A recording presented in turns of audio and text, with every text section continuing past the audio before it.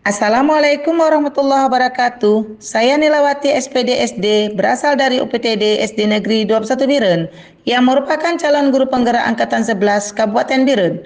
Pada demonstrasi kontekstual modul 1.4 Budaya Positif, saya akan menyajikan mengenai penerapan segitiga restitusi.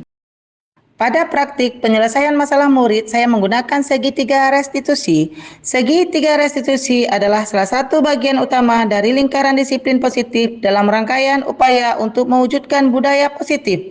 Terdapat 3 tahapan segitiga restitusi. Yang pertama, menstabilkan identitas. 2, validasi tindakan yang salah. 3, menanyakan keyakinan. Pada tahap menstabilkan identitas dilakukan berdasarkan prinsip membuat kesalahan adalah bagian dari proses pembelajaran dan menggeser identitas gagal ke identitas sukses. Tahap validasi tindakan yang salah dilakukan berdasarkan prinsip setiap perilaku berupaya memenuhi suatu kebutuhan tertentu. Guru akan bergeser dari pemikiran stimulus respon menjadi proaktif. Mengenali dan mengakui kebutuhan murid akan memperbaiki hubungan dengan murid. Pada tahap menanyakan keyakinan, murid akan diberi pertanyaan-pertanyaan bermakna untuk memunculkan motivasi secara intrinsik. Selanjutnya, murid mampu mengaitkan keyakinannya dengan tindakan yang salah. Kasus pertama, wali kelas 4 mendapat laporan dari ketua kelas bahwa salah satu muridnya yang bernama Yusuf tidak mau melaksanakan piket kelas.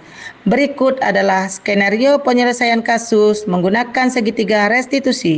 Yusuf, tadi Bunila dapat laporan dari ketua kelas kalau Yusuf tidak mengerjakan tugas piket hari ini ya? Ya Bu, benar. Yusuf, yang tidak mengerjakan tugas piket itu bukan Yusuf saja. Teman-teman juga pernah tidak mengerjakan tugas piket, tapi mereka mau belajar dari kesalahan yang mereka buat. Yusuf juga seperti itu. Yusuf harus belajar memperbaiki kesalahan yang sudah Yusuf buat. Supaya tidak komplain dengan teman-teman, bagaimana kalau kita cari solusinya? Setuju Yusuf? Setuju. Kira-kira Yusuf tidak mengerjakan tugas piket itu kenapa ya sayang? Saya malas Bu, diperintah-perintah oleh teman.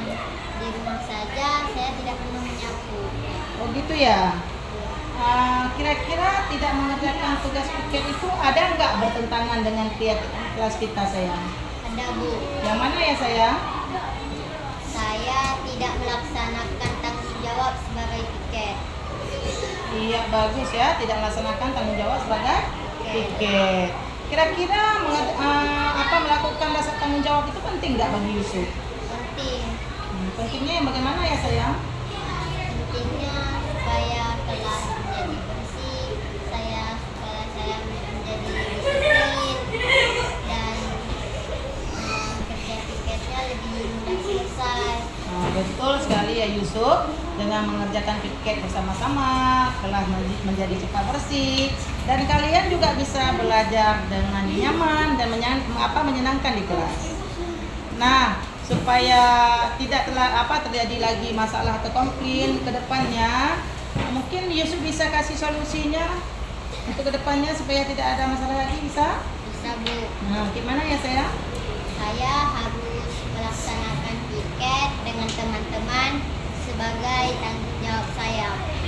Iya, bagus sekali ya Yusuf. Yusuf sudah menemukan solusinya. Berarti ke depan Yusuf harus bekerja sama ya sayang, supaya kelas kita menjadi nyaman dan menyenangkan ya. Nah, untuk kedepannya Bu Nila akan memantau siapa saja yang menjadi petugas piket di kelas. Setuju sayang? Setuju. Nah, silakan Yusuf sekarang boleh istirahat ya nak ya.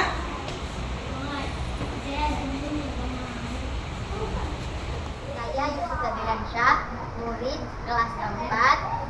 Saya sangat senang dengan tadi yang diajak diskusi dengan Bu Nila.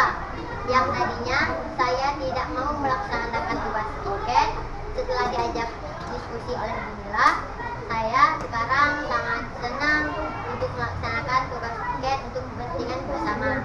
Terima kasih Bu Nila atas diskusi dan motivasinya. Kasus kedua, wali kelas 4 mendapat laporan dari guru piket bahwa murid bernama Izul sudah 3 kali berturut-turut terlambat datang ke sekolah. Izul, tahu tidak kenapa Bu Nila panggil Izul kemarin? Tidak Bu. Tadi pagi Bu Nila dapat laporan dari guru piket kalau Izul sering terlambat ke sekolah ya? Iya Bu. Menurut ingatan Izul sudah berapa kali kamu terlambat minggu ini? Sudah 3 kali Bu. Izul, setiap orang tuh punya kesalahan. Tapi yang penting Ijul harus belajar dari kesalahan tersebut. Pahami anak Ibu? Pahami, Bu. Ijul, bagaimana kalau Bu Nila cari solusinya bersama-sama dengan Ijul supaya Ijul tidak terlambat lagi ke sekolah? Setuju, Bu.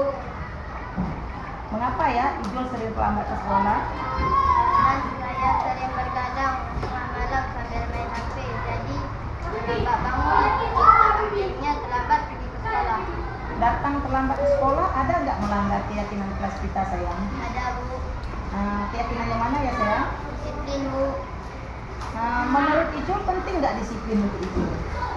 Penting, Bu, karena bisa menghargai waktu dan bisa mengikuti pelajaran dengan lancar.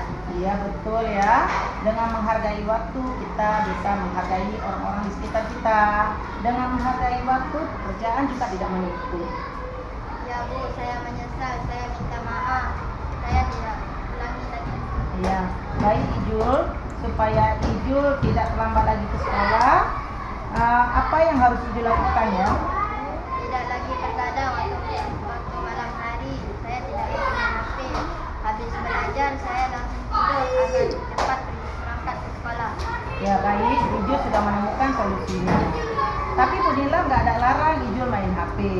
Ya nak ya, yang penting Ijul bisa menghargai waktu. Kalau bisa malam hari jangan main HP.